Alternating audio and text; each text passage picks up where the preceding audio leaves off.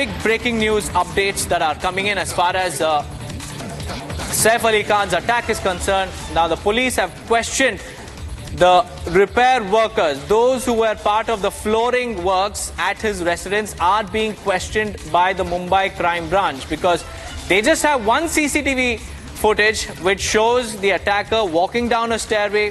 He's seen wearing a black jacket, and they said that he was also carrying a stick and also a sharp object. So amidst all of these coming to the fore, now the Mumbai Crime Branch are questioning the repair workers who were there at Saif Ali Khan's residence, because over the last couple of weeks there were repair works going on at his residence. So the police suspect that it might be one of those repair workers who was probably the attacker.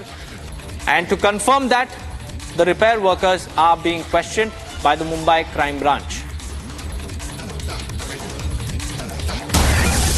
In fact, we have more breaking news coming in the Saif Ali Khan case. The police have said that there are no surveillance cameras found inside Saif Ali Khan's residence. No tracking system for visitors at Saif's residence. This is a major security lapse, because surveillance cameras are very important to keep a track of who's entering and who's exiting. But the police have claimed that there are no tracking systems, there are no CCTV cameras at Saif Ali Khan's residence.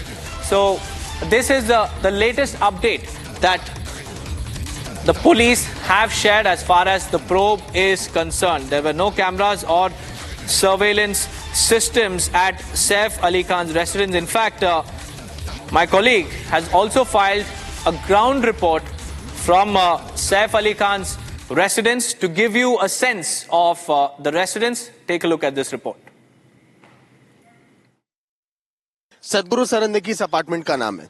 ये apartment का दूसरा हिस्सा है, लेकिन आपको यहाँ से clear नजर आएगा कि आखिर किस फ्लोर पर देखिए सैफ अली खान रहते थे और किस फ्लोर से जो है आरोपी घर के अंदर दाखिल हुआ था।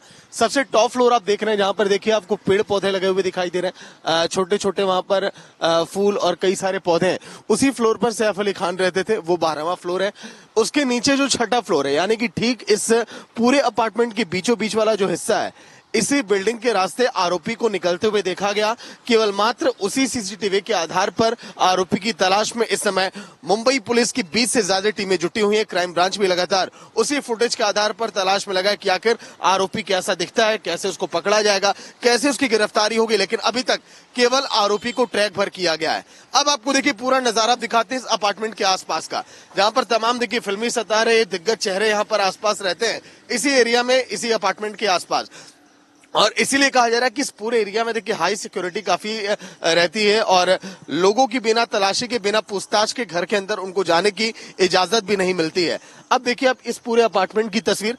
हमले वाले दिन सैफ अली खान पर जब हमला किया गया, शुरुआती अगर घटनाक्रम से अगर हम आपको पूरी जानकारी दें, 2 बजे की रात जब आरोपी छठे फ्लोर से घर के अंदर दाखिल हुआ, पहले बाथरूम में जाकर छुप जाता है। नौकरानी उससे हड़बड़ाहट में देखती है, फिर घबरा जाती, पूछती है कि आप कौन है। फिर आरोपी उस पर हमला करने की कोशिश करता है, पूछता है, वो कहता है कि मुझे 1 करोड़ रुपए की चाहत है, 1 करोड़ रुपए की डिमांड करता है। उसके बाद सैफ अली खान वहां पर पहुंचते हैं, बीच बचाव के लिए उन पर हमला किया जाता है। यही नहीं, आरोपी जो है करीना सैफ के जो बेटे बेटी हैं उनके कमरे के अंदर तक दाखिल हो गया था। लेकिन अब इसका जांच का दायरा आप देखिए बढ़ चुका है। ये अब देखिए हम आपको गेट की तस्वीर अब हम आपको दिखा रहे हैं। इसी गेट के रास्ते जो है आरोपी जो है घर के अंदर दाखिल हुआ था और इसी यहां से दाखिल होने के बाद आरोपी जो है, अब कहा जा रहा है कि आखिर कैसे यहां से पहुंचा, सवाल अभी है। अब देखिए जांच इसीलिए बढ़ाई जा रही है कि आखिर ऐसा तो नहीं कि इसमें कोई मिला हुआ हो, और इसीलिए पुलिस उस एंगल से भी जांच कर रही है। हालांकि ये भी सब कुछ ये जांच का विषय है, लेकिन सैफ अली खान के आखिर बेटे बेटी के कमरे तक दाखिल आरोपी कैसे हो जाता है। यही नहीं, अभी तक मुंबई पुलिस के हाथ जो खाली है उस पर लगातार यही कहा जा रहा है कि जल्दी आरोपी को हम गिरफ्तार करेंगे और गिरफ्तारी के बाद बहुत बड़ा कुछ खुलासा हो सकता है, जिसका इंतजार इस समय पूरे देश को है। लेकिन फिलहाल सैफ की हालत अब स्थिर बताई जा रही है। डॉक्टरों ने उनके शरीर से 2.5 सेंटीमीटर की नुकीली चीज भी निकाली है, जो चाकू का टुकड़ा था जिससे हमला किया गया था। अब आज सैफ अली खान का कहा जा रहा है कि बयान भी सामने आ सकता है। बयान में किन बातों का जिक्र करते हैं देखने वाली बात होगी।